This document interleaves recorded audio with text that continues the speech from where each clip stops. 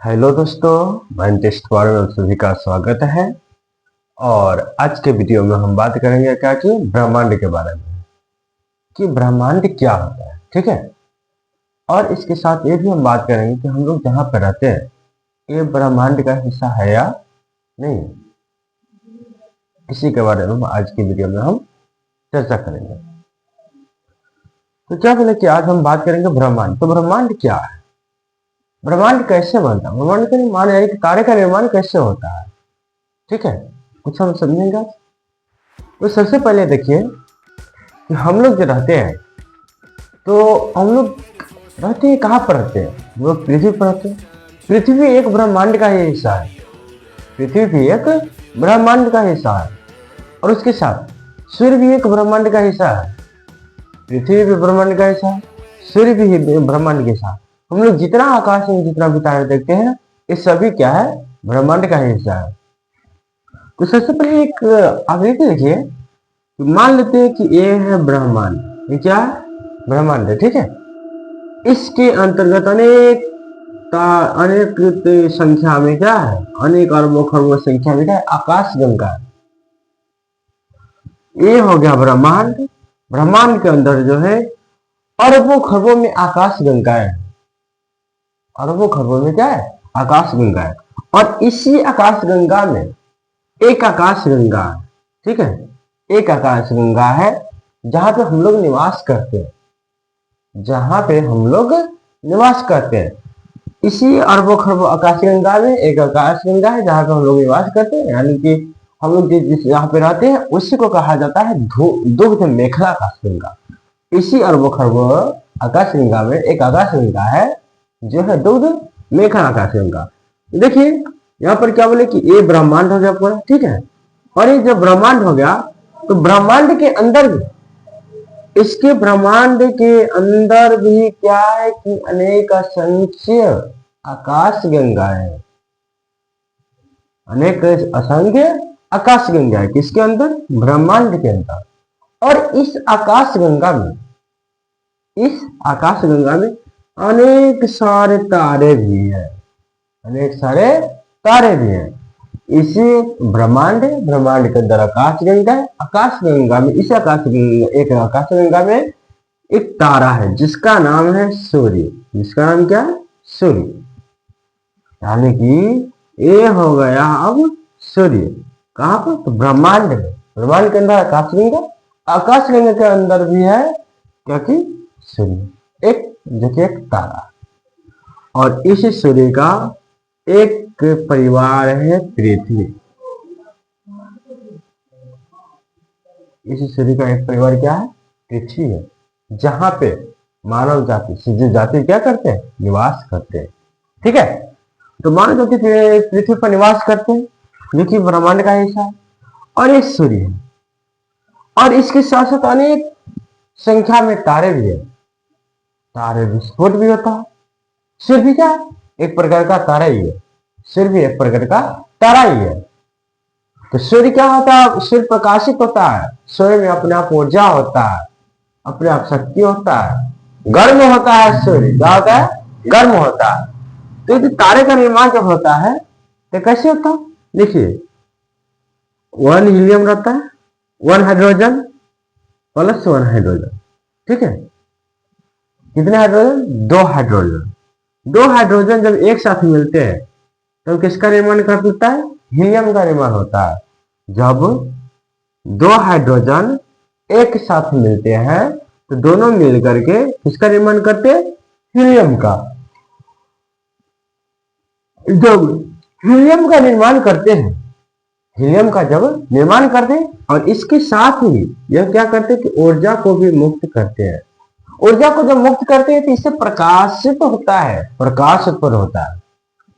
जब 2 हाइड्रोजन एक साथ मिलते हैं तो हीलियम का निर्माण करता है और हीलियम का निर्माण करने के साथ साथ क्या है, ऊर्जा को भी मुक्त करता है जिससे वह प्रकाशित होता है। यही है सूर्य। सूर्य का निर्माण भी होता है कितने, सूर्य कितने गैसों से मिलकर के बना, हीलियम प्लस हाइड्रोजन। यानी कि हाइड्रोजन और हीलियम तारों का निर्माण होता है 2 गैसों के मिलने से, हीलियम और हाइड्रोजन अधिक मात्रा में क्या रहता है, हाइड्रोजन रहता है, ठीक है।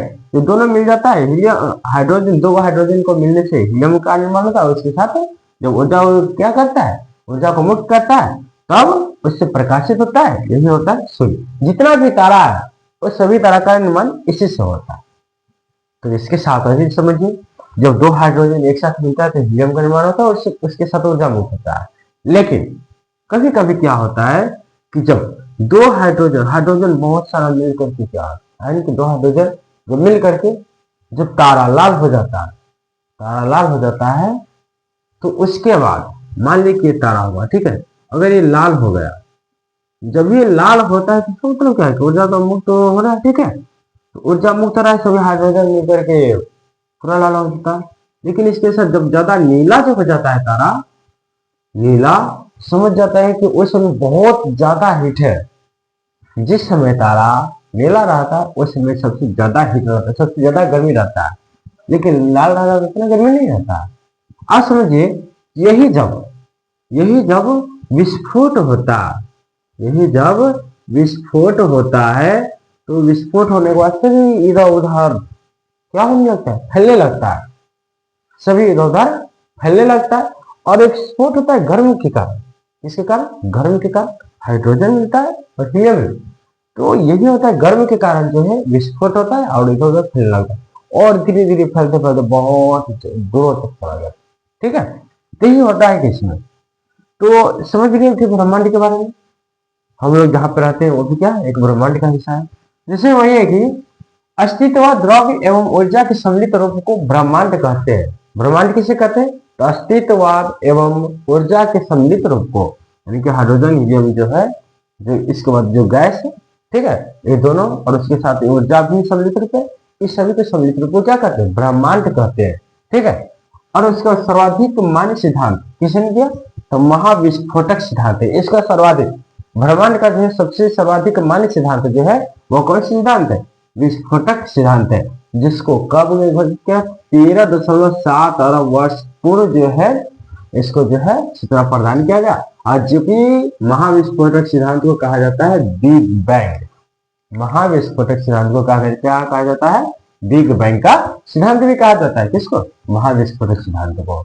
और इसके साथ देखिए, ब्रह्मांड का जो है प्रकाश वर्ष होता है 10⁸ प्रकाश वर्ष, ठीक है।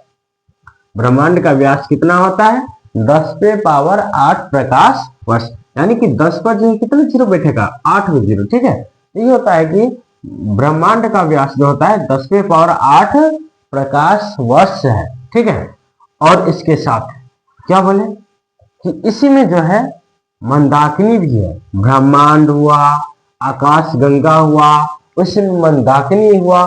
तो कितनी मंदाकिनी से समझिए, यहाँ पर देखिए 100 अरब मंदाकिनी लगभग में बतला रहे हैं, इससे भी अधिक मंदाकिनी है, ठीक है। ब्रह्मांड में क्या बोले, ये हो गया ब्रह्मांड, इसमें हो गया मंदाकिनी। कितनी मंदाकिनी, तो लगभग में 100 अरब मंदाकिनी, लगभग में 100 अरब मंदाकिनी, समझिए कितना होगा। और इसी मंदाकिनी में है फिर से 100 अरब तारे, 100 अरब तारे हैं इसी मंदाकिनी में, ठीक है। और आकाश गंगा भी इसी का हिस्सा है, ठीक है। तो पृथ्वी के मंदाकिनी है, पृथ्वी का मंदाकिनी है जिसको कहा जाता है दुग्ध मेखला या आकाश गंगा। पृथ्वी की जो मंदाकिनी है उसे कहा जाता है क्या चीज, दुग्ध मेखला या आकाश गंगा कहा जाता है। और पृथ्वी की मंदाकिनी कैसी है, किस आकार के, तो पृथ्वी की मंदाकिनी सर्पिला आकार की है।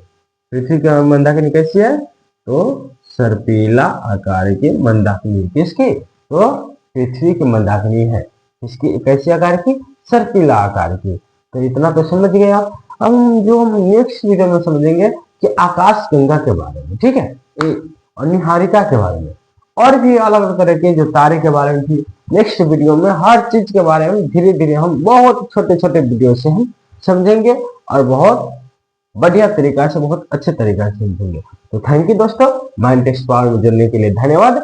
आज के लिए बस बहुत छोटा सा वीडियो इतना है, धन्यवाद।